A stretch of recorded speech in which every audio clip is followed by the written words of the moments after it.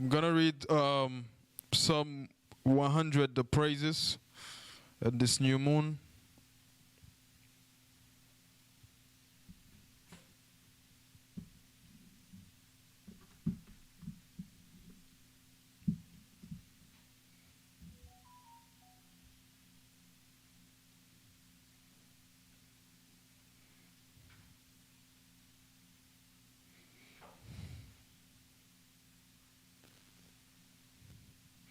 Make a joyful noise unto the Most High, all he lends. Serve the Most High with gladness.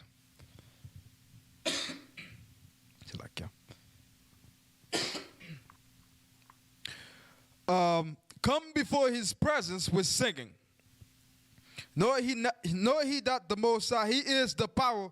It is he that hath made us, and not we ourselves. We are his people and the sheep of his pasture. Enter into his gate with thanksgiving, and into his court with praise.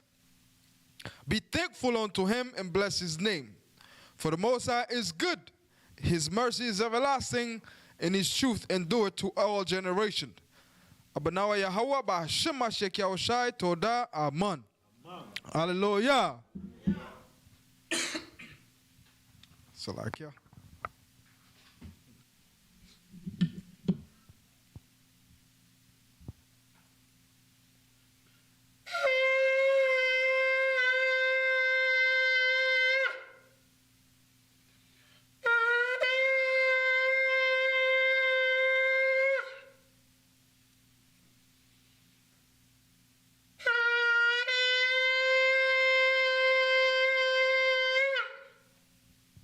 Hallelujah.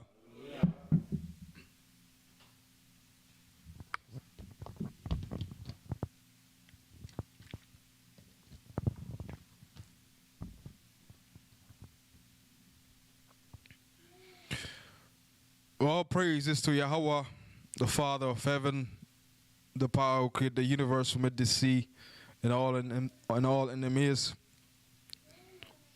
Heavenly Father, we thank you so much for this wonderful day and this wonderful new moon that you give your children. As you said on Isaiah 66:23, that from every Shabbat and from every new moon, that we must come before you to praise you, to give you the glory and all honor you deserve. And with this saying, we come before you tonight to recognize and to celebrate this new month, the beginning of this month that you gave us. We will ask the Father to please, in this month, in this new month, to please bring prosperity in this community, to help us to move forward, to give us the knowledge, the wisdom, and understanding to move this community forward and in all righteousness. And we will ask the Father to please bless the leadership, give us the vision, give us the goals, give us the understanding to understand exactly how to lead this community and how to lead your people onto the path of righteousness. And today we come to speak about economic, because our people, we live in a lifestyle whereas we doesn't have no financial stability. And in this manner we come, Father, to share our wisdom, to share our understanding regarding economics and how to really establish our financial stability, to really establish our financial systems the proper way. That way we don't have to suffer to beg the enemy for bread. We will ask you to please use every individuals that you will that will speak tonight, to please speak through them. Let your spirit be with them, so that the word that they may speak may be according to your own word, not according to their own, so that your people may be edified. We thank you so much once again. Thank you for hearing this prayer. Thank you for hearkening unto my voice. I am not a righteous man yet, but I believe that I am on the right path to seeking to be a perfect man, as you said on Matthew 5:48. We ask you to please bless this night for us. That way we can live this night with something in our mind that would make us prosperous throughout the rest of our lives. We praise thy name, not because we deserve those things that you give to us, but because you have compassion and mercy upon us. Hashem HaMashiach Yahushai, Toda, Aman. Hallelujah. Yeshai may be seated.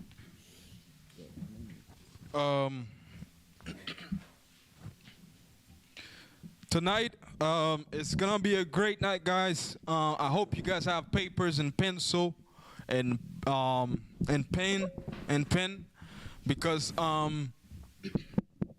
yeah. Hallelujah. Give us some volume, please, on this one.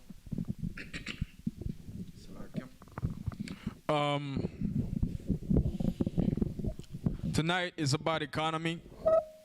And we have a minister of economy here, the minister of GYC, that's responsible for all the economics here. Anything that has to do with money, he's the guy. Right, Ak? Yes, sir. Okay. So every month, if you hear, if you see a number call you 754-600-7915, right? 26, 7926 call you. That's him, because he needed his money to pay the rent and to pay the utilities of the congregation. So tonight, because our people have been living a life whereas we have no idea what economics is really about, what economy is, some of us, and we want to educate you all so that you can have a better understanding on how to set up a financial system that will help you to prosper throughout the rest of your life. Understand? So we're going to share our knowledge. I know all of you may have knowledge about economics, but at the same time, as the scripture says, iron sharpen iron. You're never too old, you're never too young to learn, because even the babe, you can learn from them. So please hearken as the minister will bring out the understanding from a biblical perspective that will show you the mindset of how the Most High operates and when it comes to economics. What does he have to say about that? So minister, lead the way. So you have about 20 minutes, 15 to 20 minutes to finish your part, and after that we have another person who will come out. We have Brother Napash, we have Minister Isha, and I myself will be last. We all will present something different, that will show you, that will give you a lot of understanding tonight about some of the things that we kind of don't pay attention to on a daily basis. Con? All right, lead the way, my brother. All right, tonight's economy, but like as the Bible say, we know our part, we profess our part. Like tonight, we're gonna share the knowledge we know. We don't say we know everything about economy. We're not the expert, but what the Bible say, what we know so far, we're gonna share with you. So the point we're gonna share is it's pretty much a general thing. They're gonna bring, each of us gonna bring the one subject, but I'm just gonna bring the general. We're gonna touch about living a rich lifestyle or living a poor lifestyle. Our forefather was back then economically, and we manage economic back then. And to begin, I need like Ecclesiastes 7 verse 12.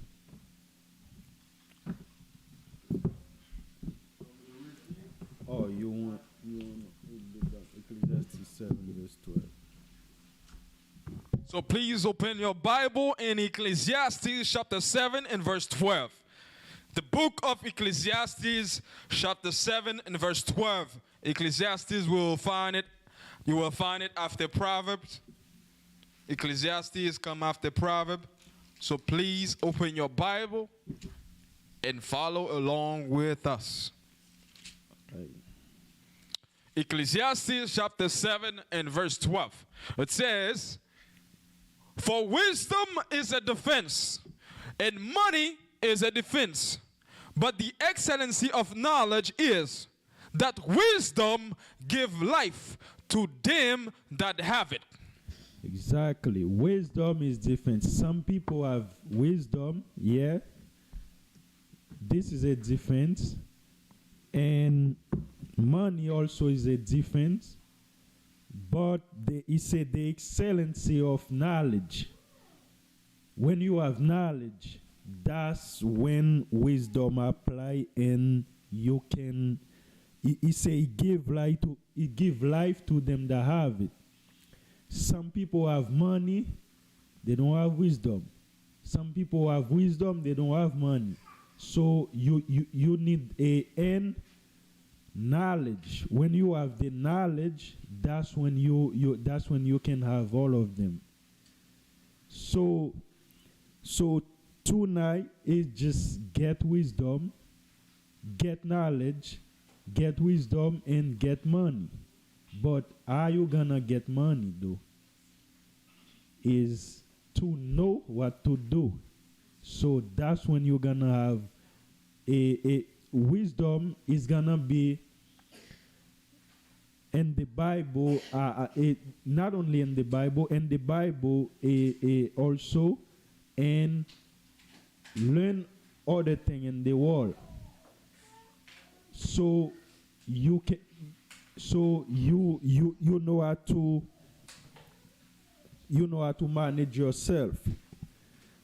So our next verse gonna be like a togetherness. Willingness. Let's go to Exodus 35 verse 22.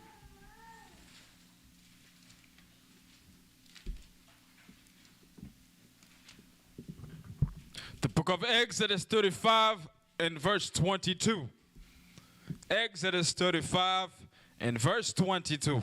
It says, "And they came both men and women, as many as were willing-hearted, and bought bracelet and earrings and rings and tablets, all jewels of gold, and every man that offered an offering of gold unto the Most High."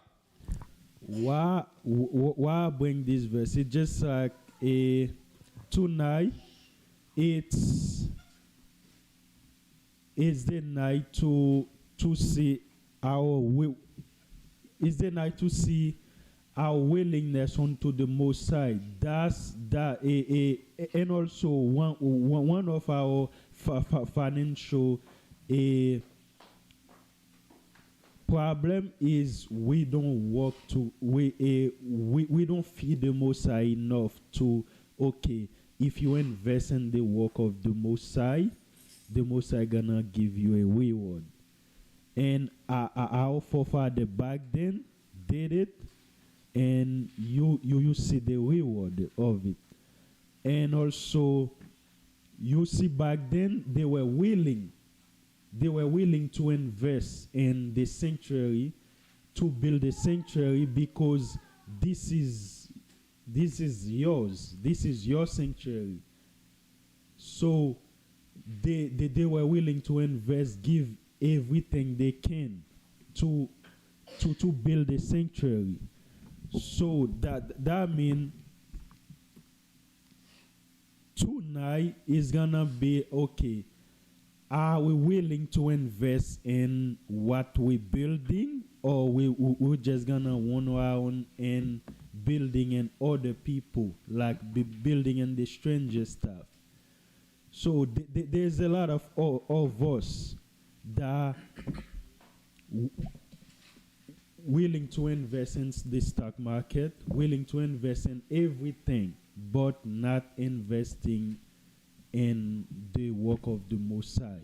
That's why you see the work of the Most High is always like I cannot say that. Like always be I, yes, always be I. So we gotta learn from our forefathers. They were willing to invest in their stuff. So what the brother's really saying, it says that, in order for us to prosper, we got to invest in the works of the Most High. So since the title of the theme of tonight is prosperity, was it again? It's prosperity. So for us to prosper as a nation, for us to prosper as a people, we got to learn from our forefathers how they were willing to invest in the works of the Most High. And with them, we're willing to invest in the works of the Most High. The Most High make them prosper too. And this is one of the principles when it comes to economy. Understand? You got to understand where the root of economy come from. Okay? The root of economy come from the Most High. The Most High gave us economy. It shows us in how economics work. So he said, if you want to have a financial stability, you got first understanding how to making sure that you invest in my work so that I can give you what you want to achieve in your life. And if you want to prosper, I can give you those things. And this is what the minister is really bringing out. So what else you got? Exodus 36 verse 2. Exodus 36 verse 2. I believe it's on the next page. Yeah. It says, and Moses called Bezalel and Aholiab and every wise-hearted man, and whose heart the Lord had put wisdom, even everyone whose heart stir him up to come unto the work to do it. Yeah, and also it just like that. That's what the church now. They actually have a lot of talent. They let them go astray or don't do anything with them. But you see, back in the day, we have the knowledge. We use it for our people, not for the other nation. So and also when we have a talent, it's our job to use that talent to make sure that they will continue. Like if you know how to do camera work, if you know how to do other work, it's our job to actually use you. And are you willing to bring your talent to help the work continue? But there's a lot of people that actually want the work to move faster, but they're not willing to work,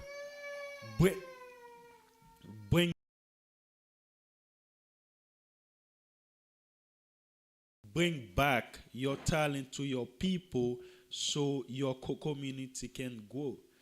It's just like together we're strong, and divided we fall. So it's a economic aspect. It's when you work together, it's just like there's a proverb the blood they always say, if you wanna go fast, go by yourself. But how you say that? Like, if you wanna go far, just together. So that means if we wanna go far, we gotta stick together. Like you gotta stick together. We can do individual work. If we do individual work, we're not going far. So, and my next verse is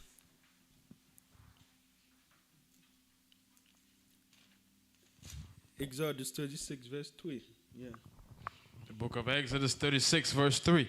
And they received of Moses all the offerings which the children of Israel had brought for the work of the service of the sanctuary, to make it withal And they brought yet unto him free offerings every morning. Yeah, so another thing is contribution. So if you want the thing to work, because that's why about that verse, wisdom is different, money is different. We have the wisdom, yeah, but we have the knowledge, but without money, we can't do anything. Money right now, it's a big deal in this society. The more money you have, the more power you have. So if we wanna be one day, the police not gonna kill us in the street and say no justice, no peace, and anything that happened to us just like all of us become useless. We gotta have money to have that power. When they do something to us, we have the power to fight them back. So another thing is like contribution is the key, because we gotta follow our forefather. Our forefather did it, and we can do it too. And that's why the blood they're gonna bring all the class about budgeting, all that. But right now it's, let me see. All right, right now is contribution to togetherness, willingness to togetherness. We're going far. So my next verse is it just like keep continuing, like verse 4. And all the wise men that wrought all the work of the sanctuary came every man from his work which they made. And they spake unto Moses, saying, the people bring much more than enough for the service of the work which the Most High commanded to make. You want me to continue? No, just stay. Yeah, that's why the people were willing. The people were willing to contribute. They actually bring much more than expected. That means they actually say, okay, this is our sanctuary. This is our work. This is our nation. We have to build it. If we don't build it, nobody ain't gonna build it for us. We gotta bring Jacob back. We gotta build Israel back. If we don't build it, who gonna build it for us? No, nobody. So that's why we gotta just follow our forefather. A willingness, contribution to togetherness, and willing to work, bring your talent. So that's how economically speaking, that's how we're gonna do it. All right, keep continuing. Verse 5. Verse 5. Verse 6. And Moses gave commandment, and they caused it to be proclaimed throughout the camp, saying, let neither man nor woman make any more work for the offering of the sanctuary. So the people were restrained from bringing. Yeah, like we not like the pastor that you guys gonna bring everything to the sanctuary. We're gonna say, yeah, keep bringing. The point we wanna get is just like we have enough financial because at the end of the day we're working for you guys, not for ourselves. We're working for one day we wanna see, okay, everybody come here. They don't have the headache to go to work tomorrow. They have their own business. They have financial freedom. They don't have to say, okay, tomorrow I have to go to work. I have to call my boss. But the point we wanna what we call that? Get to. It's it's get enough power to all our brother and sister can have the financial freedom, so we don't have to invest in the a nation a wealth. We actually invest in our own, because as you can see, Moses said, "Nah, don't bring no more." But what the pastor do right now, the pastors never have enough. They are greedy dog. So this is one of this is one of economic destruction. You don't you don't like what you call that. You don't take too much from your own people. You take enough so you can help them out. You can help the nation. Don't ever say, okay, they got like bring until they book. It's just like one thing I learned about economic, the brother always say that your own nation, it just like it's just like a pool full of water. If you keep taking water, eventually the pool will be empty. We don't wanna do that. Now the nation become broke. That's what happened to a lot of our a so-called a country right now, the Caribbean country. They don't know how to manage. They just keep taking from the people. The church, every institution keep taking. Now the people themselves can help themselves. So we're not like that. Your time is at hand, my friend. All right. So last thing about not last thing. Two more verse. No, two more verse. Okay. I'm keeping track. Go ahead. All right. There's a verse. There's another verse. It's just like Deuteronomy 23, verse 19. I know. No, don't even bring that verse. You guys can write that verse though. Let me just write Deuteronomy 32, verse 7. Yeah, my time is at hand. Deuteronomy 32, verse 7? Yeah. Deuteronomy chapter 32 and verse 7. No, don't bring that. Let me get Proverbs 13, verse 7. Forget Deuteronomy. Proverb 13 and verse 7. The book of Proverbs, chapter 13 and verse 7. Let me read for you.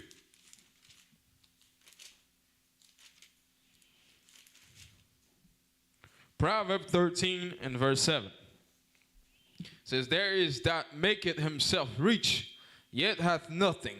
There is that maketh himself poor, yet hath great riches. Yes. Another financial a thing in our people.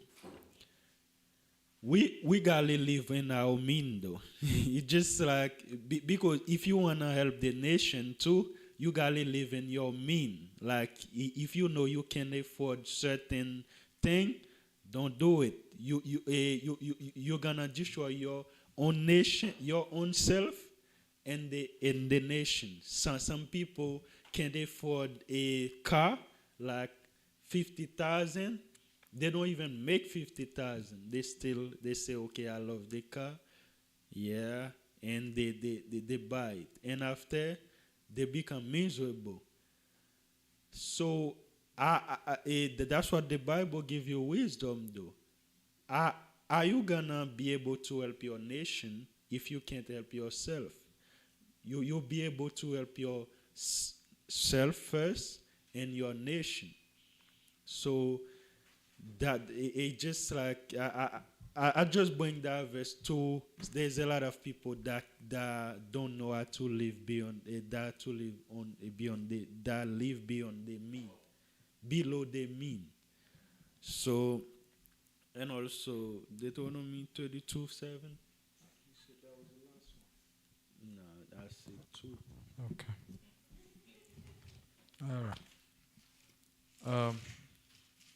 Deuteronomy chapter 32 and verse 7.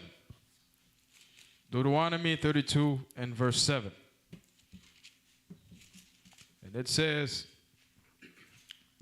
remember the days of old, consider the years of many generation. Ask thy father, and he will shew thee, and thy elders, and they will tell thee. Yeah. So yeah, the day of olds right now is the Bible. The day of old is the Bible, and he say consider of many generation that pass. Are they used to live? Are they used to work economically? Are they used to collaborate? Because back in the day, we are the nation. If you are the nation, that means people work together. People work in one accord. So, and he say, should the elder, and he will tell thee. So, right now, our elder, there's a lot of people we have. Our elder don't really know much. Some of them don't know. But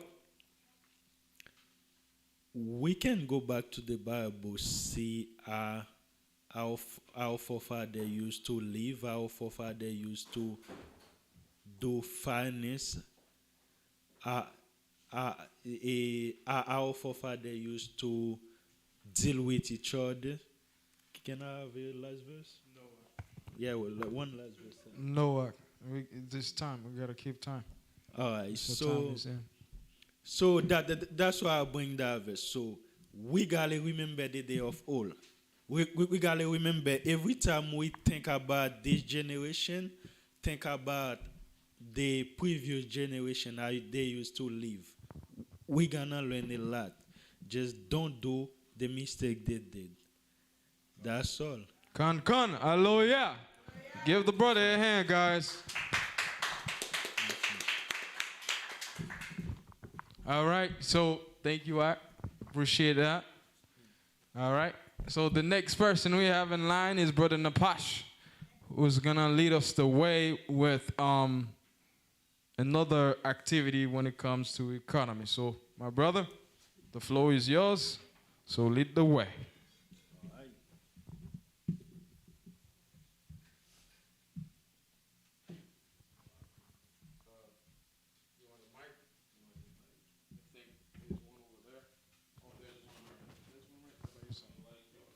Nah, man.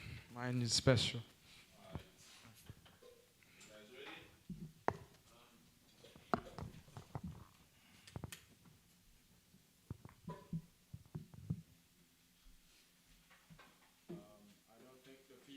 I don't think the people will see you.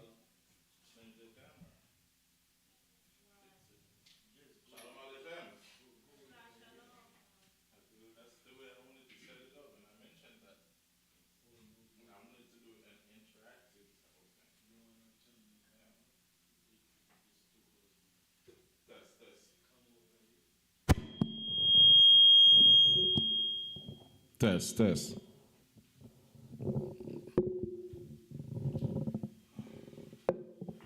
Shalom Aleichem. Shalom Aleichem. Say? Alecha Shalom. Alecha Shalom. So what I say is peace be upon you. You is plural, Aleichem, and you respond to me because I'm one person. You say Alecha Shalom. If it's a woman that say Aleichem Shalom, you would say Alech Shalom. So, Alecha Shalom. Very good. All right. So, what I'm going to be talking about is business. I didn't want to didn't want to preach to you guys. I just wanted to talk to you, and I think it's better if I talk to you instead of preaching to you. And what I mean by talking to you, that means it's gonna be an interaction. I'm going to ask questions, and you can ask me questions too. That's what I like.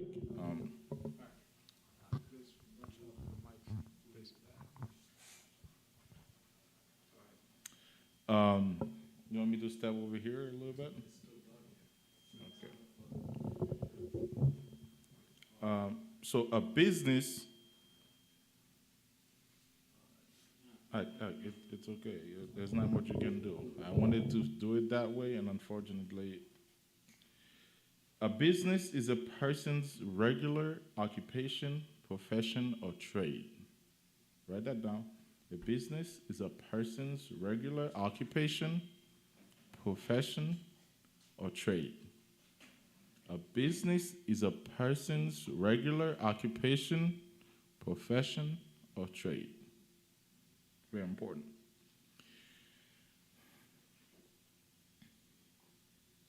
I have 2 questions, and I'm going to choose randomly. The first question I want to ask, Yochanan, Minister Yochanan, what is your profession? Okay. Brother Aziel, what is your profession? My profession is a network technician. Network technician. How can you use your profession to make money without someone giving you a job? I could offer services. You can offer? Services. I like what I hear. Pay attention to that. How can you use your profession to make money without someone giving you a job? And I want you to think, not just here in the United States, how can you go anywhere in the world, you use your skill set, what you know how to do, and make money without waiting for someone to give you a paycheck? You guys, you still with me so far, okay? I think for the most part, what they used to tell us back in the days is go to college. Just go to college, learn something. You go to college, you learn biology. Great, congratulations. You have a master's degree in biology. You have him or her sit down and ask, how can you make money being a biologist without getting a job? Then that's the real question the parents never ask. They just want you to learn things. In fact, they just want you to get out of their house. Go learn something.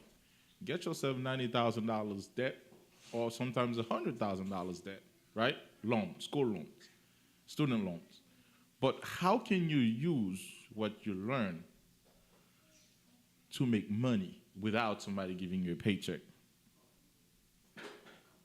And the next question, since I chose you first, how much money have you made so far with your profession?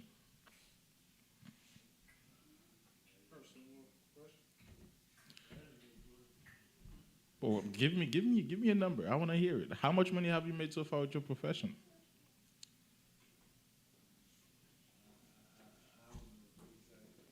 No, I didn't say you know. I asked for an estimate. Is it $10?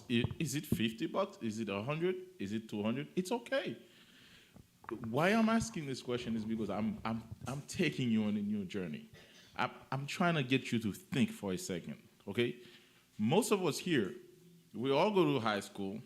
Some of us will go to college. We go to technical schools, but yet we don't even have a profession for real. We don't have a real trade, and that's a problem. You're not focusing on one thing that you can master and make money off of it. And that, to me, is one of the biggest problems we are facing as a people. Because 90% of the young people you meet, you tell them, hey, what you do? Yeah, man, I went to college. Another group you meet, oh, yeah, man, same old stuff. What does that mean? Same old, bruh, same old. Okay, but what you mean small? You can't be doing the same thing as you used to do it 5 years ago. What are you doing? What do you do? What is your profession? What is that one thing you focus on? Next. Whatever you do, be the best at it. I'm not here to put anybody on the spotlight. I'm not here to be like, you have to be a mechanical engineer. Believe it or not, something as simple as being a painter. Here in this day and age, you can make a killing off of it. You think I'm lying? There's this guy on YouTube. You know what he does? He paint. You send him a picture, he will paint whatever picture of you that you send in like a huge board or whatever they call him. I'm not a painter. I can describe it, but it's huge. And you know how much he charged for that? $200, sometimes up to $500 per. Let's think for a second. If he spends a whole day in paint, he charged $500 for a single painting. And if he does 2, for example, in a day, he's already making $1,000. So you don't have to do something fancy. You don't have to become a master coder. You just have to find that one thing that you like and that you can do. Or the best thing I always tell people is to look at the market. What do people want? Because at the end of the day, you're providing something to people. What do people want? Once you answer that question, then you can provide whether a service or a sell, which is the next topic that we're going to go into. And there it is. The 3 types of businesses.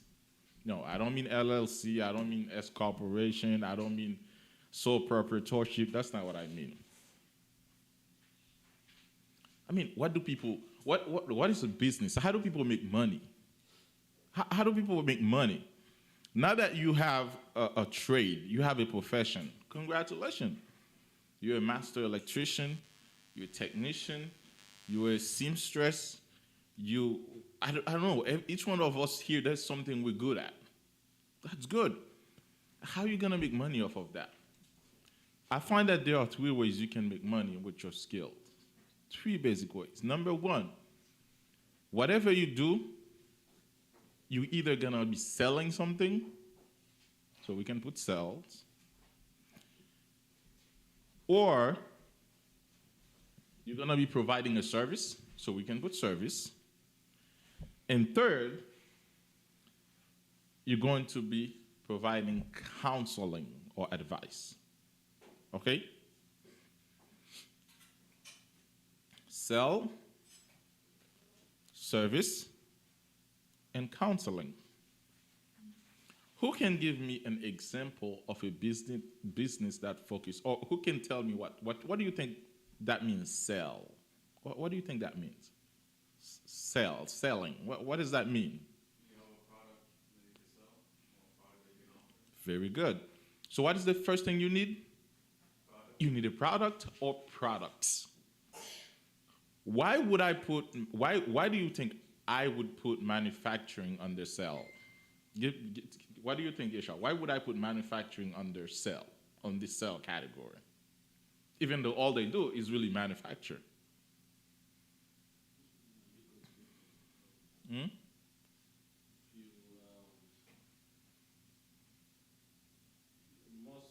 things you manufacture is for sale. Correct. If you're manufacturing something, 90% of the time it's because somebody is going to need to buy it from you. For example, a farmer. A farmer is planting stuff, but ultimately is to sell it to somebody. And there's going to be somebody else that's going to buy it from the farmer or from the factory or from the manufacturer to sell it to somebody. And he's buying that at a lower price so he can make a little bit of profit. So the first thing is to sell. You can focus on selling. That's it. You're just selling stuff. And to do that, you just buy low and sell high. Buy low, sell high. I hope my gesture, okay. Buy low and sell high. That's all it is. So you go and look for manufacturers, you look for farmers, you look wherever you can find the product. What you need a product. The key is you need products. You need that. You cannot sell without having a product. All right? So that's very important. Huh? Unless you're selling hope, like Yeshua is saying. Christians do that, trust me, and they make money off of it. And they sell those holy water too. Quite a scam, to be honest with you. So service. When we talk about service, what do? You provide professional or technical services that people need. That's all services. Professional or technical services. Basically, you're providing your service. Let me give you an example. Do you know just mastering QuickBooks, you don't have to get a job? Let me give you an example, right? You master QuickBooks, right? And you go work for a company as an accountant. They're going to have you do a bunch of different things. When if you just focus on QuickBooks, you could provide that as a service. And you could be like, hey, you have a small business? I'll be your bookkeeper. Providing that you have the license if it's something that's required. I'll be your bookkeeper. You stay at home and you're providing that service. That's a service. You're a printer technician? Fine, I'll fix your printer for you. Believe it or not, I make money. I show up to the customer just for me being there, $75. And believe me, that's cheap because I could easily charge him $125. I'm providing a service. There are so many things we're really good at. Like, for example, camera. I don't know nothing about camera. Yeshua is a master cameraman. I'm just saying.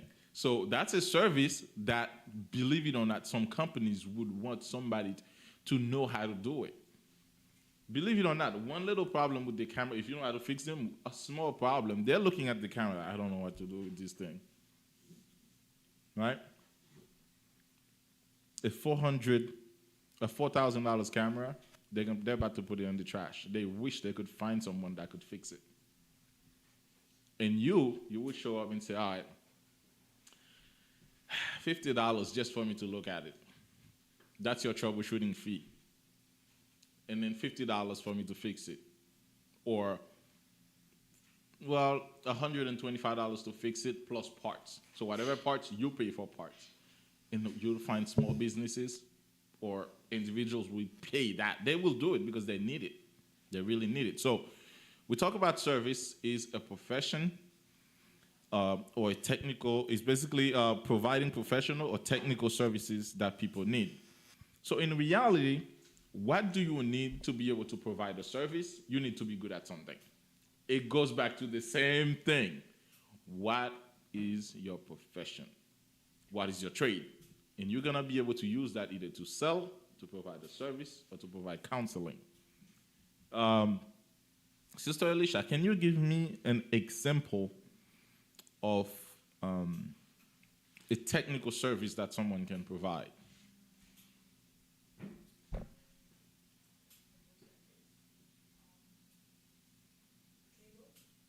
Cable? To do what exactly? To come and fix somebody's TV? Technical service. Do you think a lot of people know how to do that? You provide that service, you make money. Did you know those water cooler you have outside, those things? Companies charge an arm and a leg to come and install them and fix them for you. And they charge you fees for doing monthly maintenance. They change their filter. But they really don't do anything. But they're charging you money for it. Did you know there's a company that charge to change the carpet? I was working at a place called Cannon. There's a little carpet in front. They come every day and change it and put another, not every day, but like every few days and change and put another one. I'm pretty sure they take that one and use it somewhere else. That's what they do.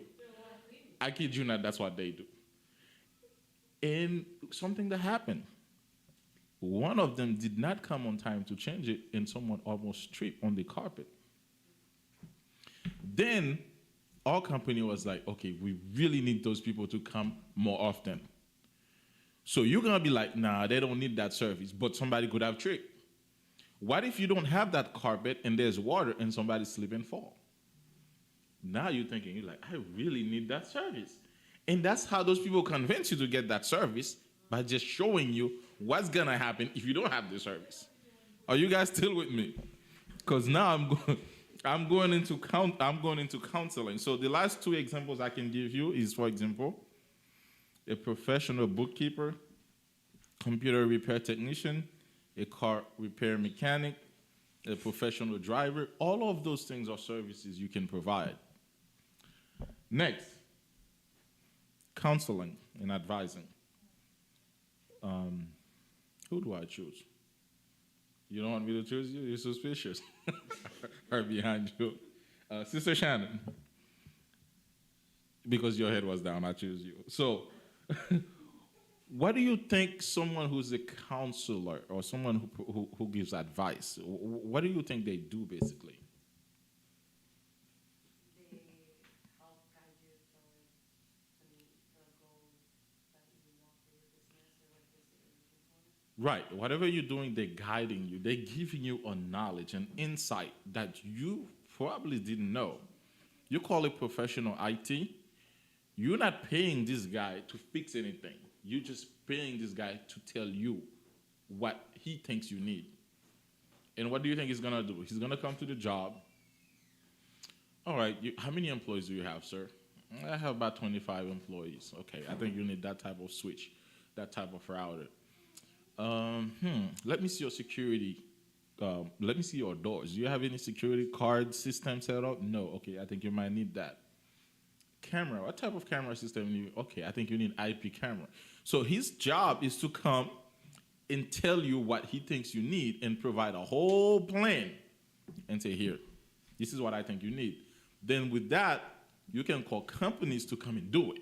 But his job is to just give you an advice. And believe it or not, IT consulting, people that do that make a killing. They make a lot of money, and they don't even have to do much. Like me, while I'm there trying to fix those laptops and all kind of issues, and I'm dealing with crazy users, those guys like, yeah, I'm just giving him advice and get out of here. Like, that's the cool part, right? So, counselor, advisor, they give advice. They guide you. And what do you think, if you guys been following, what do you think someone needs to be a counselor, to be an advisor? What do you think he needs? Experience. That's it, experience. You need to talk a lot. Huh? Huh? You need to talk a lot. Pretty much. To be able to talk a lot. So you need to have experience. You need to have, again, going back to the same thing I've been saying, a trade, a profession. Whatever you think you like, whatever you've been doing, for example, for the past year or past 2 years, whatever you feel excited about it, I want you to do yourself a favor. Apply the first principles of analysis. If you don't know what it is, write it and look it up. Apply the first principles of analysis to break it down to its smallest elements so you can get a broader understanding of what you're doing and see how people have been doing it and how you can improve it, okay? You don't want to provide the same service that everybody's providing. You want to provide something that's unique, something that people want. So therefore, if you've been penning, how can you make this way better? Okay? If you've been driving, if you've been a professional driver, how can you expand your business? How can you show things different? Like, believe it or not, I see something, it's straight wicked, but while it was straight wicked, the guy that did that business put thought into it, meaning he thought about it. Last thing I want to say. You know what he did? He had a barbershop in the Dominican Republic, and a lot of people come, but he put women that basically twerk in the barbershop. Let me tell you something, he never ran out of clients. The whole point is, I'm not trying to tell you to do something wicked. But if you find a business that you like, how can you do it differently? How can you go 100%? How can you not just do it for the fun of it, but actually turn it into a real business, into a real profession? With that, guys, I hope you really learned something. The end quote is, whatever you do, be the best at it. Hey, con. Give the brother a hand, guys. Okay. Even though he was scared of the camera, so it's okay. I was on the camera for you. But I hope that those that are online able to learn something. And at this time, we're gonna have Minister Yeshard, which is gonna come forward, and for the next set of activity that we have on the program tonight. So, Minister Yeshard, you ready? All right. So at this time, he's doing his technical work. Give him a minute. He will come through. But if you learn something online, if you're learning something, if you already learned something from what we had so far on the activities, please give me a thumbs up. Give me a thumbs up, guys. Let me know if you're learning. Understand? Because, it's not every day teaching you about the Bible, but we need money too. Understand? We need money. You cannot function in a world without having money. And you should know that. You're not going to learn those things from the school, because the school don't teach you about money. They teach you how to be employed. But we're trying to teach you how to be deployed. Understand? To be deployed. To be an entrepreneur.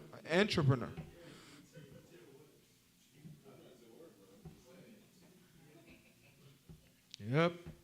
Listen, man. We're teaching you not to live after paycheck after paycheck. If they fire you in your job right now, how are you going to provide for your family? Can you live 6 months without a job? What if? These are the questions we got to answer, guys. GYC community is not just a community that's teaching you the biblical way. We're teaching you the way of life. What do we mean by the way of life? Is how to live your life and peacefully. If you broke, you cannot pay your house. You cannot take care of your family. You cannot take care of your wife, because your wife, she needs to do her hair, her nails every month. If you can't do that, then you're not going to live peacefully. You ready, Ak? I'm still talking. I'm still going to talk until you're ready. Okay?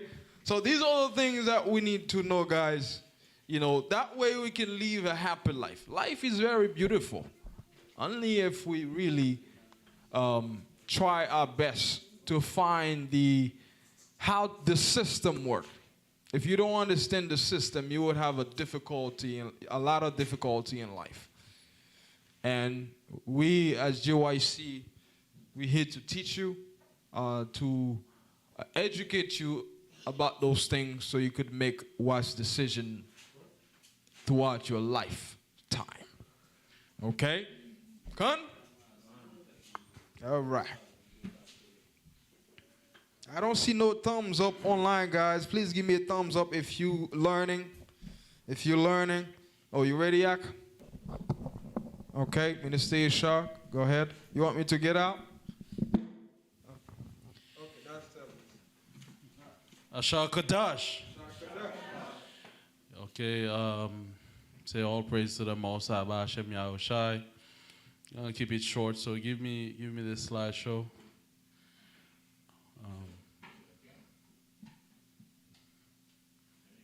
It's good. I look good.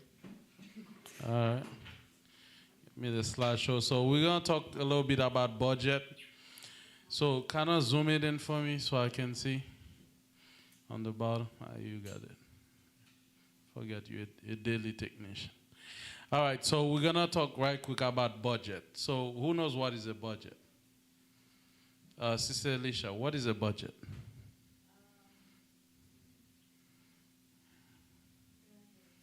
Sister Atalia, what is the budget? Well, you took too long. Your time ran out. What is the budget? Yes. I thought that was you. But but what is the budget, Sister Atalia?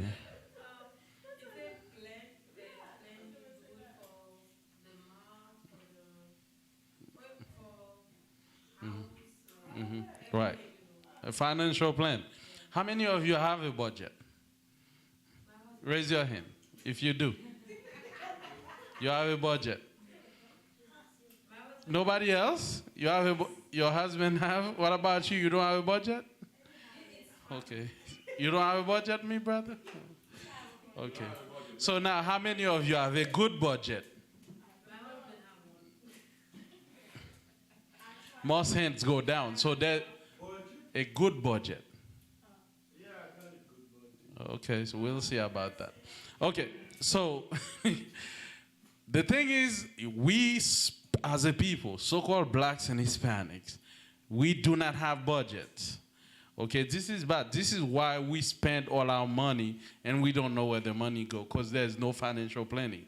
We get paid, we spend, and we go back to work, and we have a shirt that's a repeat. You understand? We just keep doing the same thing. It's time to break this the cycle. Because if we want to prosper, if we want to move forward, we need to plan how we spend our money. I cannot overstress this. I went to my job one day. I said, how many of you have a budget? Nobody had a budget. How do we expect not to be poor when we're not planning how we spend our money? This is sad. This is a sad reality, and this is why we're in the bottom. Because let me tell you, being wealthy is not money, it's discipline. I'm going to say that again. Being wealthy is not money, it's discipline.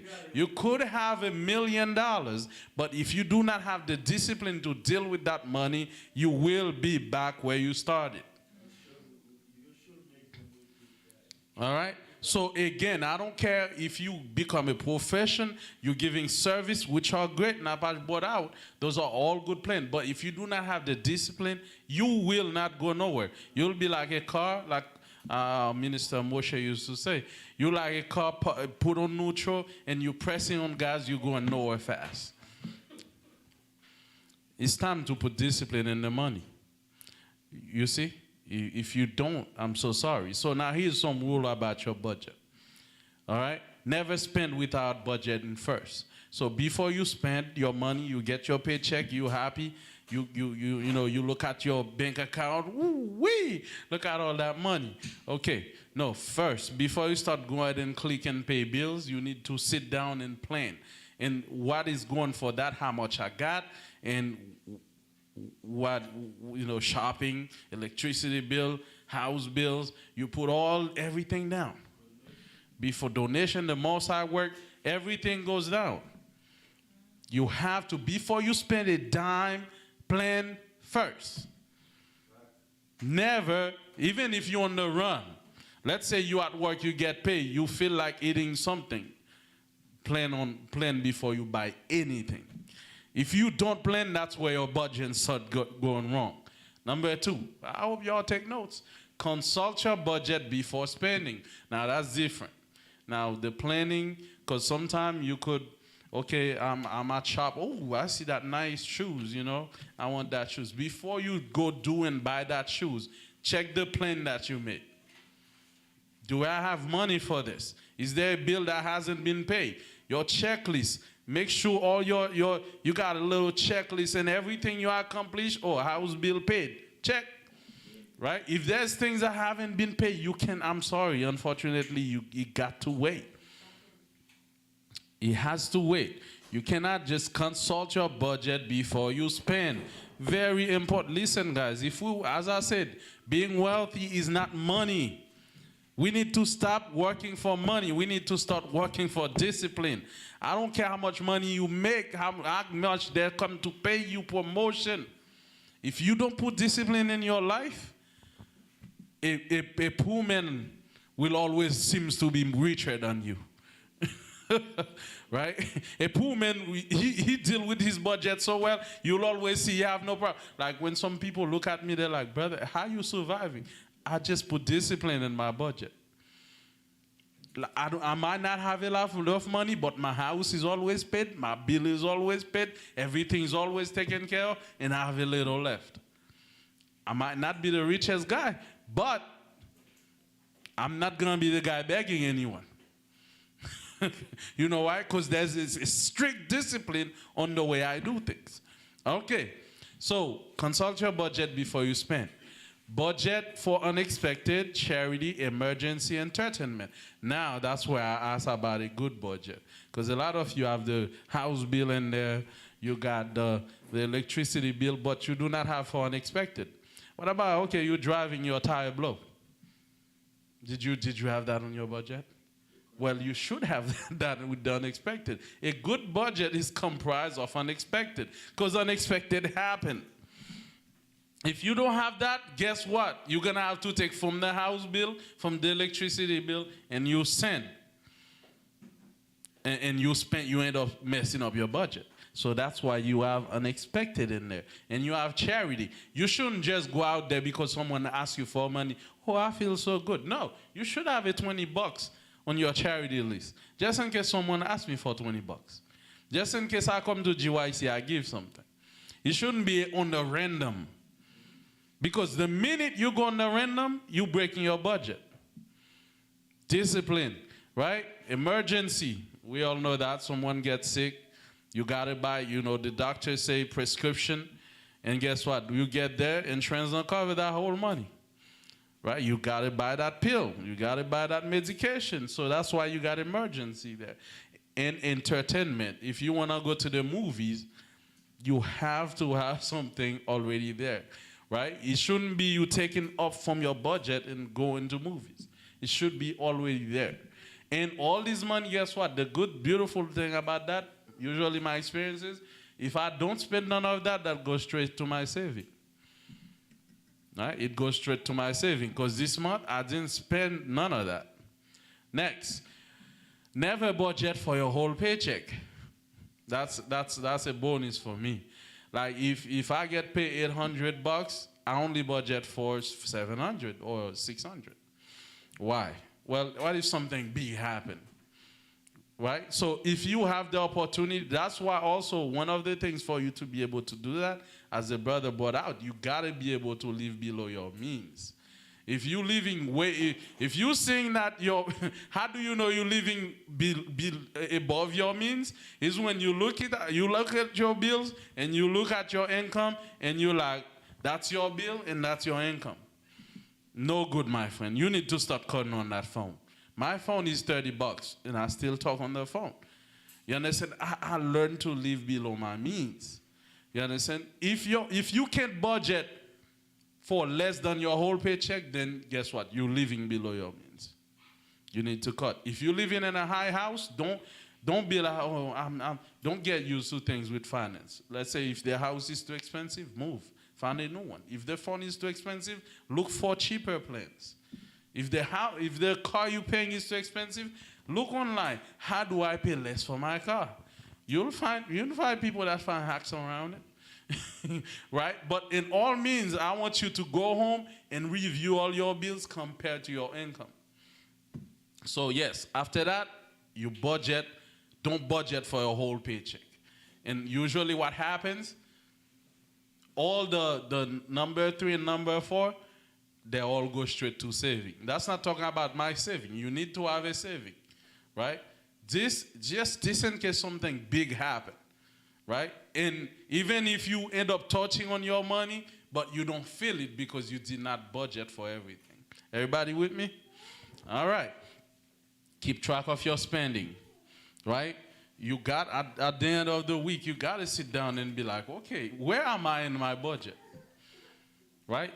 If you're not keeping track, before you know it, everything's gone. So sit down and track and sit, okay, let me see, where we at? The budget I made, where am I? It's your own budget. All right. Respect your budget. That's another rule. Listen, if you make it, might as well keep it. Come on. Why you write something, then you go ahead and break it? Right? So there's no point to making a budget if you're not going to keep it. Right? So respect your budget. And last one, say no to things not in your budget. I know some of you can't say no. Listen, learn to say no. There's a millionaire. He said one of the first things I learned to do that bring me to wealth, I taught myself to say no. You'll see that guy, oh, buy this water, please, give me this. Listen, if it's not in your budget, no. Right? If you're gonna make it one day, you gotta learn to say no. You can't always be giving. You can't always be buying. You understand? Even the Bible says there's a time for everything. Now get me, is there more than that or no? All right. Now get me my next slide. So we're gonna go on daily financial decisions. Everybody, any question on the budget? I hope you guys take notes. Serious. All right. Daily financial decisions. So how do I buy? We're going to be talking about buying. So how do I buy? Right? There's a list of things to consider before you start buying things. First, term. What do I need? Why do I need this? Do I need this for long term or short term? Reliability. Do I need this to be reliable, or is just 1 use or 2 use, or I don't really need it to be that reliable? Value. I put those in red because those 3 are the most important things when you're buying. Value. Does this thing increase in value or it decrease in value? One thing that decreases in value is your car. The minute you buy, it decreases in value. So you got to really think about that before you buy. Right? You got to really do. Financial situation, what's your financial situation? You know, what's going on? Do you have some, you can't have, you're going to a burial ceremony like someone died in your family, and that's when you're going on a shopping spree. You understand? You need to be mindful of your situation, right? Maintenance. There's certain things you buy, you got to do maintenance on it. You got to consider that too. There's importance, how important this is. Okay, that's why in the economy, really, do I want it or do I need it? Okay, now we got advantage. Is there an advantage to it? And there's opportunity. Is that something that if I don't buy it, then I'm gonna lose the opportunity? But get me the next slide. Ecclesiastes 3:1 say there's a time and a place for everything. Perfection, even in economy, it's all time. Right? It's the timing. If you could control your timing, when you're gonna buy things, then that's where it kills you. Get me the next slide. There's something I can see here. Okay, use and new, right? So, use and new. So that's a decision we face every day. Do I buy this new or do I buy this used? Right? So, this is why, go back in the first slide. Not the budget one, the third one, I'm sorry. So, use and new. Term, reliability, and value. I want you to focus on that. The rest, it's a lot to decide. Right? But those 3 things are key for you to make decision when you're buying. Should I buy this new or used? Okay, so first, how long I need this? If you say I need this long term, it's better you buy it new. Right? If I need this, well, I just need it to paint the house, then I throw it away. Then used, right? So reliability. I made that mistake. I bought a car. I needed it for driving around for the service I do, right? But I bought it used. Then it broke down, and I was so sad. Then from then on, I bought a newer car that keep the business going, because I needed it for business. Listen, if you need your car for a business, it's better you buy it new. If you need it to go around, it's better you buy it. It's to go around on daily, go shopping, and buy it used. You see? But if you need it for reliability, it has to be reliable, you cannot buy a used car. Right? Okay, so now we got value. Right? So be mindful of the value too, because value increase. So by example, if you buy a new car, you got to know that the value going to decrease with time. And you're going to cry. So that means if you're going to buy a car for taxi, by example, what would you buy it as? Used or new? New. Why is that? There we go. You're going to use it daily to make money. Now, yes, the value of the taxi going to decrease, but the taxi will bring you money. You get a capital. You get income from that car. So what about buying a speaker for my house? Use or no? Use. Go to flea market, go to offer up and buy it. Listen, this is important stuff here. Because our people, we don't know when to buy new and when to buy news. To us, we are people that we so fancy. We want everything new. Listen, everything don't have to be new. Before you hit Walmart, check offer up. You don't need, it's a speaker, you need it to work, and you're probably not gonna make any money out of it. The value decrease, and you know, how much money you're gonna make out of the speaker? Nothing. Especially if it doesn't give you nothing in return, buy it used. All right? What about buying a computer for work? You need that. It'll make you money, and you don't wanna be at work and the computer turn off, you're like, what's going on with it, right? It's better you buy it new, right? Buying a car for common use, new or used. It's better. It's, for me to go shopping. I don't need reliability. You see, everybody see the difference, right? We need to be conscious when making financial decisions. Get me the next one. That's like a non-95 car. Right. Non-95. Probably some, go here and there. Right? The next one, rent or own. It's not everything you gotta own. What about party tables and chairs? Why is that? Why would we rent that instead of buy? The Isaiah, why would you rent instead of? You only need it sometimes. You don't need to have it There we go. Remember one of my least maintenance. If you got those party tables, I do party tables for rent. By the way, you can always call me. I got you. But here's the thing. But I do it for business. I have to pay storage. I have to clean them. I have to maintain them. Yeah, do you want to do all that and paying storage for something you barely use sometimes? You don't want that. You see, this is the mistake a lot of how people make. You see how people buy those things and then like, man, where do I keep? Then they throw it out by the trash can, by the trash bin. You see, why you do that? It's better you rent that thing. What about a truck to move? I'm trying to move and you get a U-Haul, right? But some of our people literally buy a big old truck. Now they don't have no place to put it. They got to pay $100 a day. Listen, it's not everything you got to own, all right? What about get a house? Now that's a tricky one. Own or rent?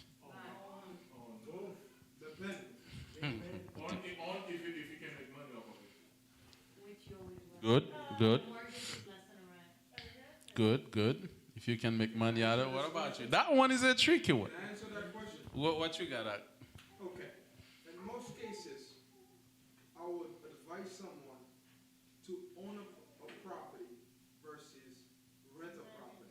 The reason why I said rent, because own, because on a property, you have capital on the property. It all depends on the economy situation. Listen to me. And the property, when you own it, yes, the market is fluctuating. When the economy crashes, Listen to me. Okay. Listen to me. Listen. The economy always fluctuating. So in a property, there is a good side and a bad side to it, depending on if you decide to sell it or on a bad time. But if you own a property, something could happen. A pandemic happened, whereas they're kicking everybody out. But you own a property, you could decide to either rent your property and make some income on it, some passive income, or you could decide to just say, you know what, I'm just making my only payment, my monthly payment. What you got, Yokana? I want to hear you on that one. That one is a tricky one. It's a trick question. Rent or own, you don't really specify when. It just he say rent or own. Because you guys talking about the United States. But like a certain country, you can own a house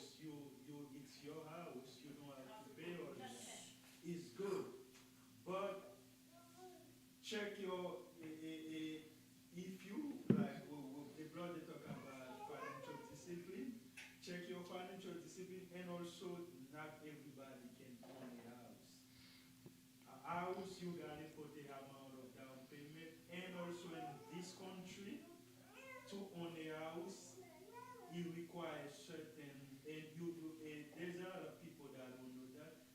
You pay more money for the house when you own it. All right. Hold on. I don't have much time, so I'm cutting you short. What you got now, Bash? One of the things that I hear people say Mm-hmm. buy a house because you're gonna get equity. But that's just depend. Because if the market is crashing, trust me, you ain't gonna get no equity. Alright? And you're gonna be desperate. Let's say the market is crashing and nobody has a job, you lose your job, your wife will lose your job. Very soon, like the banks are sending you letters, 3 months, you ain't got no home. Mm-hmm.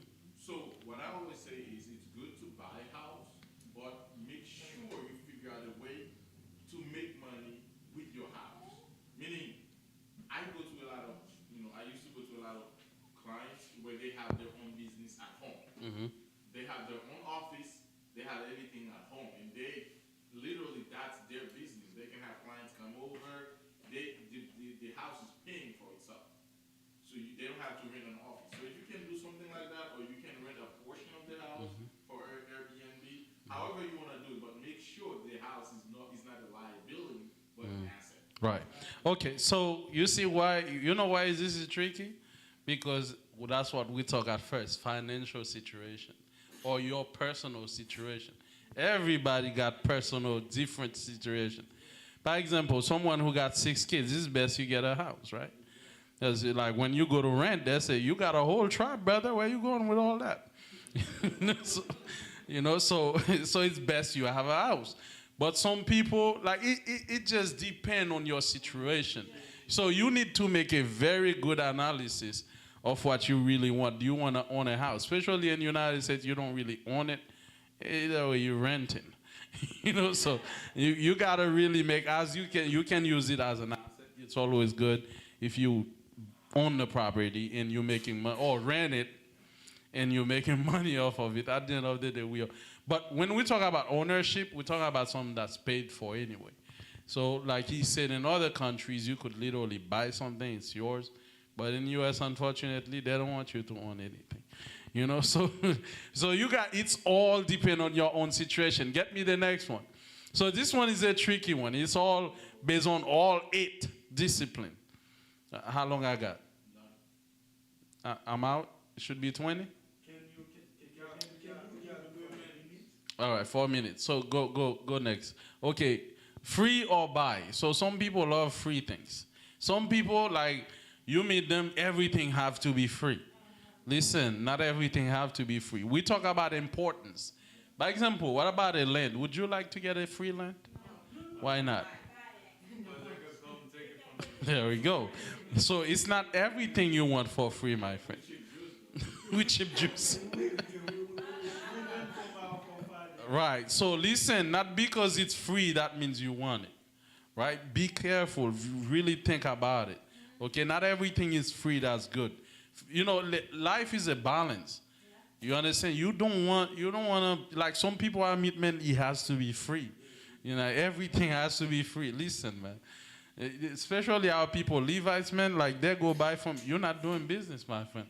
Listen, it got to be 50 cents. Listen, man. Okay. What about get a couch, free or buy? Depend. Right?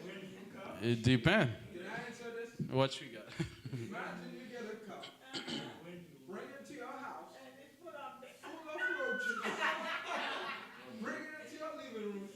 Now you can't even sit and eat a piece of bread. Yeah, you got to be careful. Now, a lot of you would jump to free. I know how trick you are with that. But be mindful of that. There's, some couch come with free bugs. So be careful. It's not that you can't get it, but just be careful there. Be careful. Do good analysis on that one. Because some of them come with nice bed bugs. So the next one. It's a mistake. Right?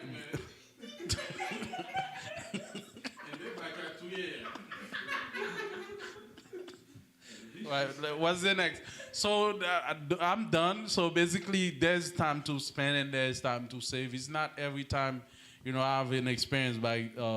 I had the money to buy more chairs for my business, but I contemplated on it. I didn't buy it. Eventually, a problem came up. I ended up spending that money. I still regret that money. You understand? So I should have bought it at that time. You understand? But I was trying to save it. It's not every time you gotta save. You understand? If you have the money for something, as soon as you can get it, right? But sometimes too, it's not time to spend, because you're looking at the situation ahead. Some worse may come, so let me withhold that. So you need to have good discernment about when to save, and especially, decision is all about foresee. What do you foresee in the future? You understand? It's things like right now, we see how gas is going, how things are going. Maybe it's time to slow down. Right? Maybe it's not time. If you had a big project, maybe it's time. That's why we call recession. Right? People going to start thinking, keeping that money. Right? So we got quality or cheap. Some people love cheap. Okay? But some people also love, it has to be quality all the time. No. It's basically, what do you need it for? Reliability, long-term. If you need it long-term reliability, it has to be quality. Right? So if you want it for a simple job, then throw it away, most likely cheap. Right? Right, exactly. Right? Wholesale or by unit, that's one of my problems with the Levites. Some of them, it's not all time you need wholesale, but most of them would every day they go to the merchant, like, give me half a quarter of oil. Listen, buy whole garden. And at the end of the day, what I realized, buying by unit or a little bit costs you more in the long run. Right? Because, like, by example, McDonald's. Today, I bought a cup of ice for $1.50. Then I went to Dollar Tree. That was a mistake. I bought a whole bag for $1.25. But the little cup for $1.50. Listen. You see, so we got to be more conscious. But at that time, I was cooking this and I was driving. So I really needed it. Then now or later, so that's what we talk about. Some things you got to do it now, something later. And want or need. Do I really want it or do I really need it? So those are things we're going to balance. Thank you, guys. Hopefully you guys make better decisions. Thank you, sir. Shalom. All right.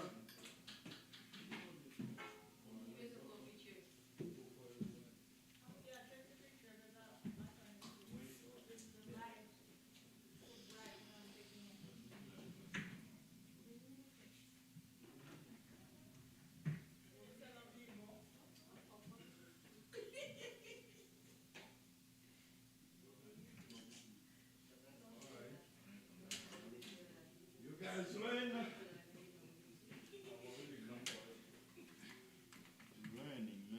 You gotta learn economy. Time's calling. Nope. Make financial decisions. That's why I choose last. Okay.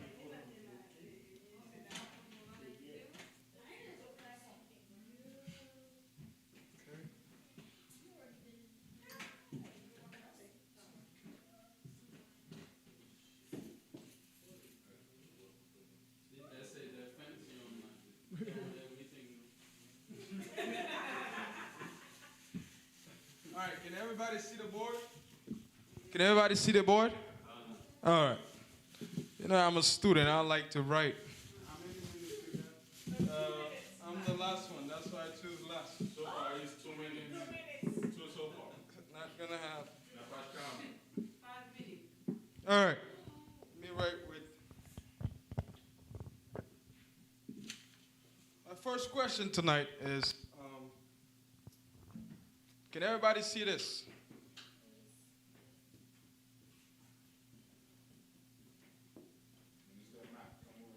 Can everybody see this?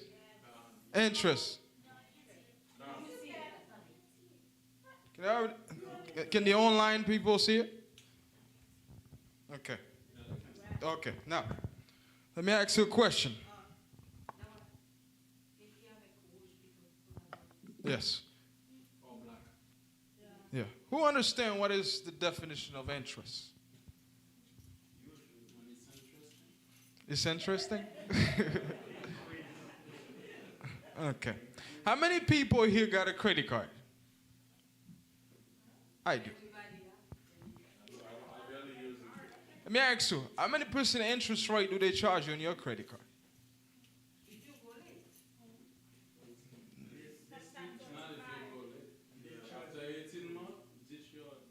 So most credit card they charge you, they said is either 20% or 29% interest rate annually, right?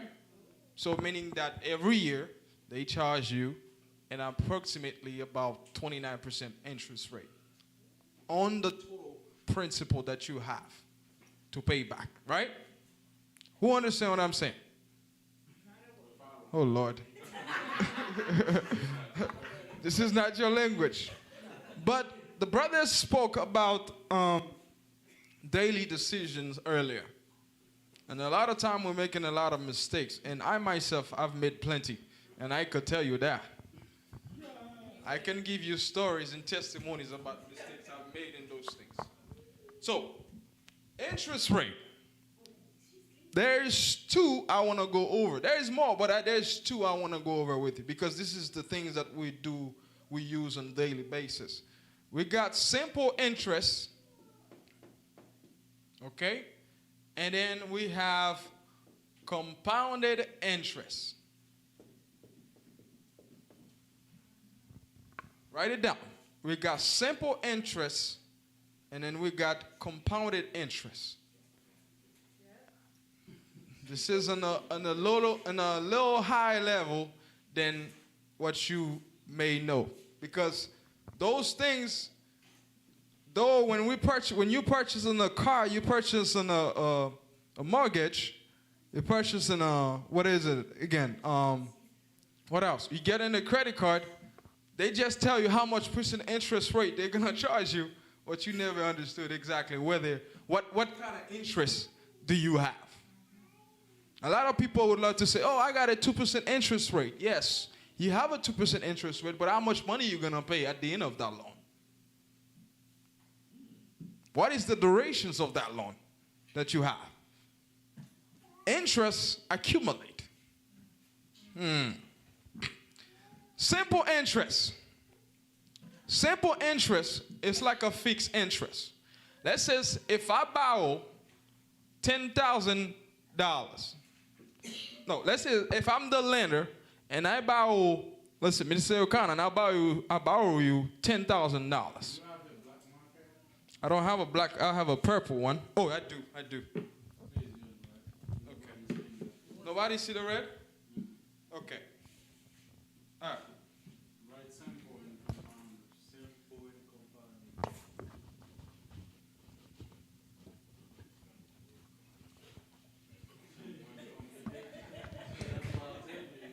So we got simple. Oh, this one don't even good. For the purpose. Do blue. Okay. Oh, Lord. So we have simple interest, and then we have compounded. We have compounded interest. Simple interest is just meaning it's simple, right? But let's say if I borrow Napash $10,000, right? I'm the lender. I borrow you $10,000. I give you a 6% interest rate. So you have 6% interest rate.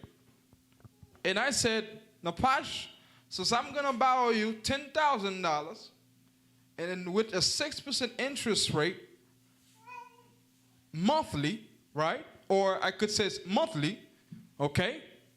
6% interest rate monthly. So, and then for a durations of 6 years. So we have N, which is gonna be 6. N represent like number of years, the duration of time. Okay? Simple interest, let's say when you calculate it, the formula for this, you know, I think being too complicated here. But the formula for this is, I'm trying to make it simple, but it looks simple, but at the same time, okay. The formula for this is, okay, so you have P, which is the initial principles. What you have as $10,000. That says if you buy in a car, it says your car costs $29,000. That's considered as your principal, your initial principles. Okay? So I will put this as IP. And then you have or some people would like to say I, which is the interest rate. You would have the interest. They would charge you on that loan or on that car loan. And then you would have, let's say, T, which is the number. T could be any the time period, any time, or let's say 6 years, 5 years, 10 years. Okay?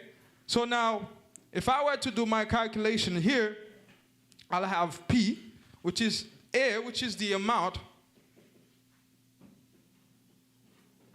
Okay? A will be the amount of the loan, right? So to calculate how much interest you will pay for that loan. So you would have P, okay? Okay. Plus the initial, for simple interest, you would have P, which is the principal, plus RP. This is P plus RP, principal plus the interest multiplying by the total principals. This is when you purchase a car for $10,000, this is the initial $10,000, which is the principal, plus the RP, which is the interest rate they charge, which is 6%, times the total interest rate, times the total principal, which is $10,000. So that will give you the amount that you will pay for that. For just, let's say if it's 1 year, N would be 1 at this time. Now, if it's 2 years now, it's getting a little complicated. Okay? Now, you're going to, so if it's, okay, let me make it simple. If it's 1 year, then you're going to add plus the same thing. So technically, it's your total principal multiplying by the interest rate that you will pay for that car. Simple interest is a fixed interest, meaning that it's not going to accumulate. It's not going to increase over time. The same, if they said 6%, you're going to only pay 6% on that. You guys understand so far? Okay. The math part, don't worry about the math part, because I know this is going to be a little complicated for you. Okay? So now, let's jump to compounded interest. This is where they get all of us here, so-called black folks. The compounded interest. Because a lot of time we're getting loans or we're getting a mortgage, but we do not understand. Sometimes they give us daily interest rate, monthly interest rate, yearly, semi-annually. But if you don't know how to calculate those things, and you said you got a car for $30,000 and they tell you you got a daily interest rate for about 12%.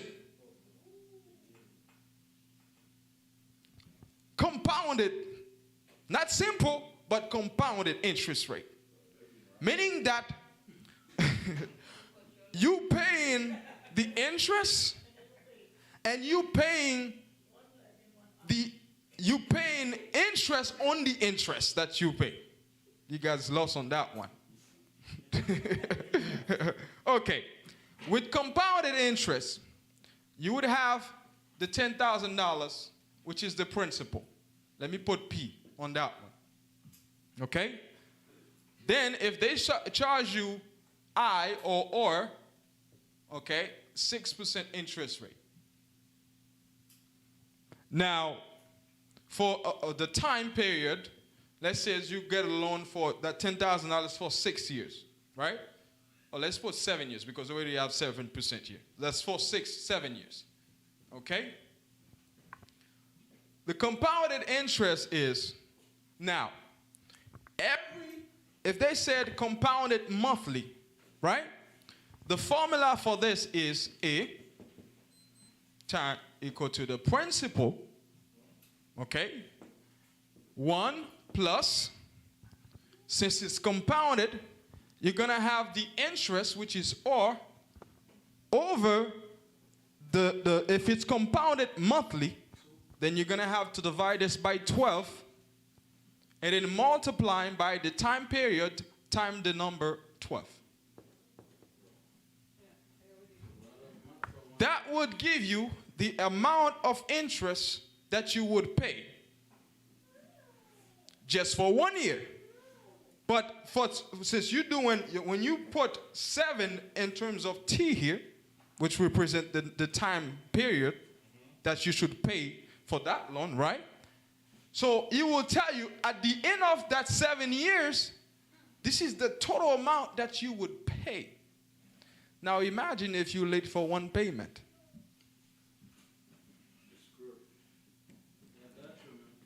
So let's say if you got the principal for $10,000, and this year you pay $700. You pay $700 for as a compounded interest just for 1 year. The next year comes in. Now you have $10,700. You paying the same interest plus another interest for the next year again that you will pay on top of that loan. And this is how they get us. Now if you're late, it still accumulate. If you miss a payment, it still accumulate over and over and over. Next thing you know, you're spending 30 years, you're paying $10,000. Why? Because we miss one thing.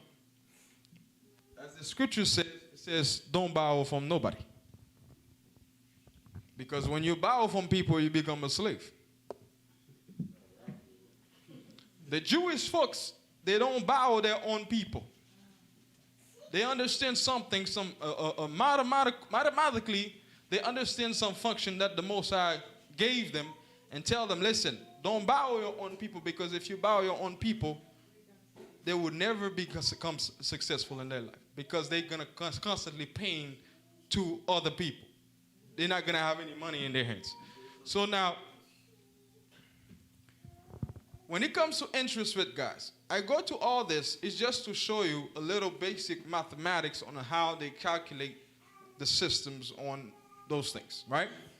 But when it comes to interest rate, whenever you purchasing something, the idea of you purchasing something, you should ask yourself one question. This is when it comes for you to make the decision. Do I have the money to buy it cash? That's the first question. Because if you're going to purchase a car for $10,000, and with you buying it cash, you can negotiate with the dealer. And the dealer could give it to you for $7,000, because he's not going to let you walk out the dealership with $7,000 in your hand, cash, without him getting that $7,000 in your hand. That's the advantage you have with purchasing in cash. And the other advantage you have when purchasing cash is that you don't have to pay interest. Okay? If your credit is good, when you purchasing cash, the amount of money that you would pay for something that costs $30,000 ended up being $20,000. That's if your credit is good. But if your credit is not good, you just pay $30,000, but without no interest. You know you're done with this. Now, let's say you don't have a good credit, you don't have $20,000 to purchase a car. You said, I'm going to purchase a car. The best advice, guys, I would give you, because I know a lot of us got car notes that we have to pay, we have mortgage that we have to pay.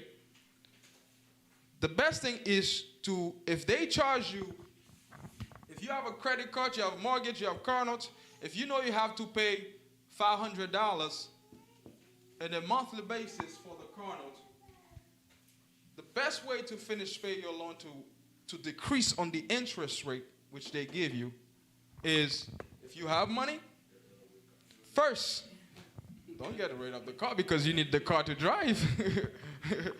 If you don't have other option, you need the car to drive. But first, what you need is, you know you're paying $500 in the car because that's the amount they give you to pay on a monthly basis for durations of 6 years, right? If you have $1,000, the dealer the bank will tell you that either, let's say, 50% of this $500, which is $250, will go towards your principal. The principal is the total amount of money that you purchased the car overall, right? So 50% will go on the principal. The rest of the 50% goes toward interest rate. Because You gotta tell them that? no, they would give you the breakdown. But when they give you the breakdown, they're gonna tell you, okay, this is how much that goes toward your principal. And this is how much that goes toward the interest rate. Because when they finance your car, you gotta pay the interest. The more time you have on the car to finish paying, the more interest you will pay. Okay? You guys understand this? Am I speaking Chinese right now? Okay. All right. So the best way to prevent paying so much an interest rate, if you know you gotta pay $500, and you know $200 goes towards the principal, if you have $750, you pay the $750. Now you got $500 goes toward the principal. Now guess what? Your principal decrease, right? When you now you got $500, right? $500 that you have to pay them monthly. Your car note is $500 a month. The dealer won't tell you that. Or the bank won't tell you that. They'll tell you, oh, you could pay just $500. But if you have a low car payment, is to always increase the amount they give you to pay. If you have $500, you could add $250 to it. So now 50% of that $500 goes towards the interest rate, okay? And then you still have $500 because you're trying to pay $750, right? So $500 goes towards the principal, and then the $250 goes towards the interest rate because you're still paying the car, okay? Now, when that $500 goes toward the principal, it's decreasing your principal. At the end, let's say you got only $10,000 to pay on the principal because your principal is continuing to decrease. Now, you get your tax return and you make $10,000. You go to the bank, you said, I'm going to pay the remaining balance of that. But if you didn't do that, you would still have, let's say you have $5,000 on interest rate that you had to pay if you stay till the end of the loan to pay. Remember, the interest rate you pay is based on the amount you wait to finish pay the loan that you have. So the lesser time you take to pay the loan, the more money you will save on the interest. But the longer you wait, the more money you will pay on the interest. So most of the time, they would give you 6 years to pay for your loan card. Your car loan, knowing that, okay, you don't have money, so you're constantly making $500, and sometimes you're going to miss some payment. They got you. And they got you. And they're making money over, they're making triple of the same $10,000 that you purchased for. Them Jewish, man.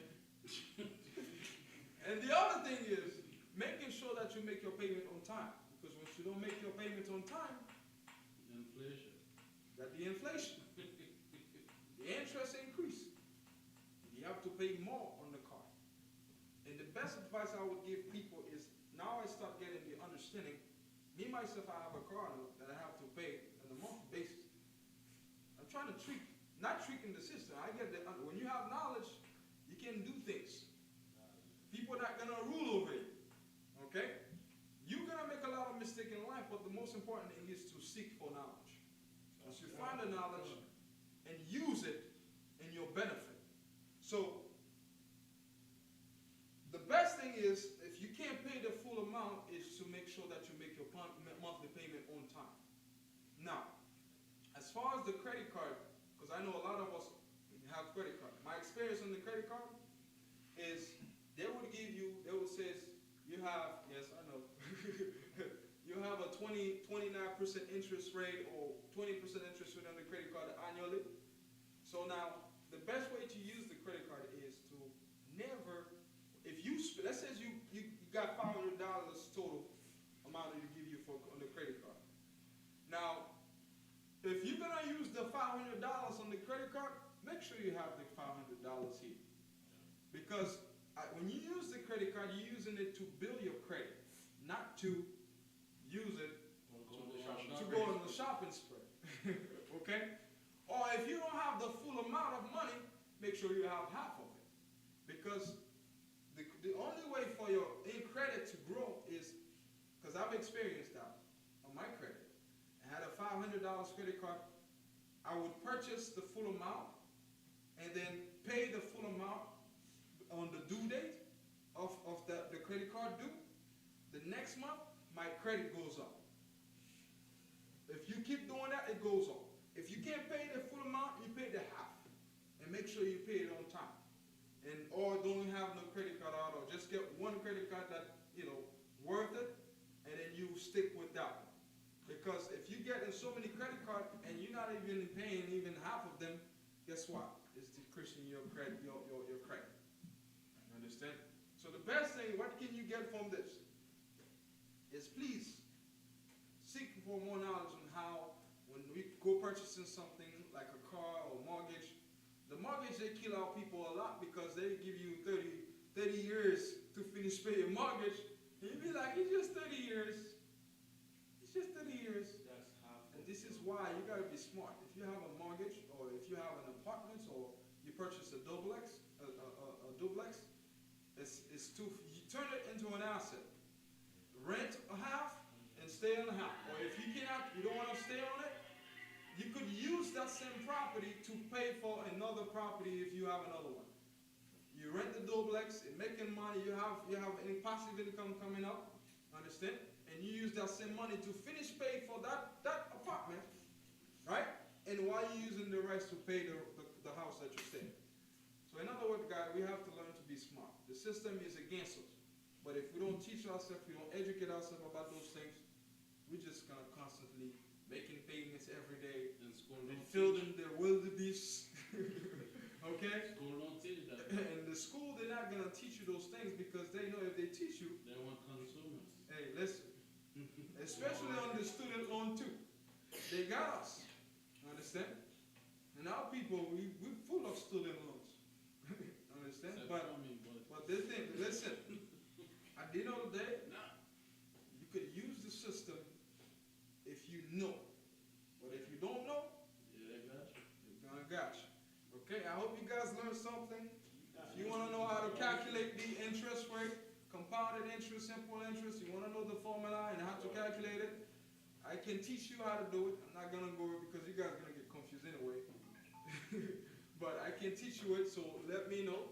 But if you need any advice on those interest rates and how to utilize it, so I can really help you out. So the most side bless you, God.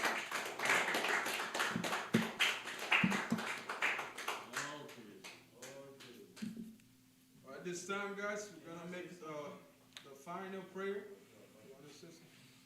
It's time for us to go. Some people gotta go to work, so I've been talking and the mic is off. At this time, we're gonna go to work. We're gonna go to work. That's the last thing we wanna do, is go to work. We're gonna make the final prayer. So I'm gonna say, Shah, do you mind, make the last prayer for us? Amadim Lapanim. Please stand and face Jerusalem.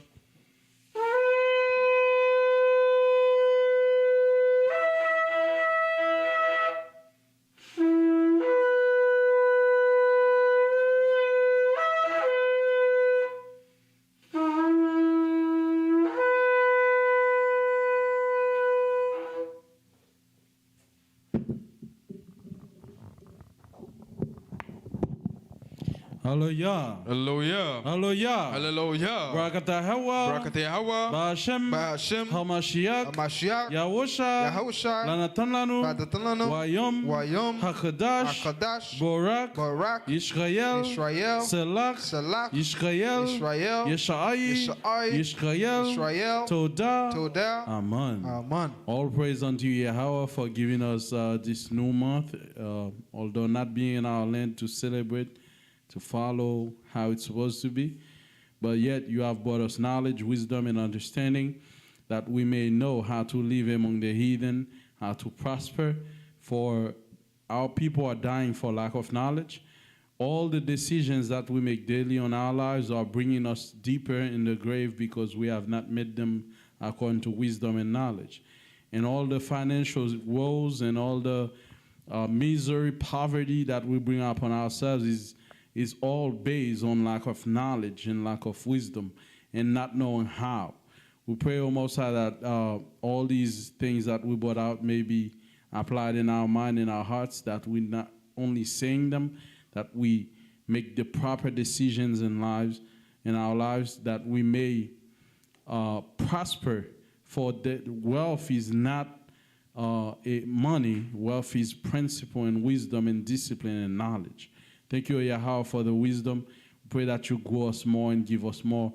And above all else, that you give us the heart to do those things, to apply them, that how the nations manage to rule over us and keep wealth to themselves, that we may know also the discipline, that we may walk therein, and that we may prosper as well. Bless GYC, bless all our people. We pray and ask by Hashem Yahushai to Adetamyan. Amen. Amen. With the Most High hand, hallelujah. All praise to the Most High. Thank you for coming. Thank you for being here. Hallelujah. Hallelujah. We thank you for all the viewers online for watching us, for watching the live. May the Most High bless you and keep you. I hope that you gain some knowledge tonight about how to set up your life financially. Understand? Because we're tired of being broke. Understand? It's time that we prosper as a nation. Con? All right. So have a wonderful night. May the Most High bless the week for you and keep you safe and protected. Shalom.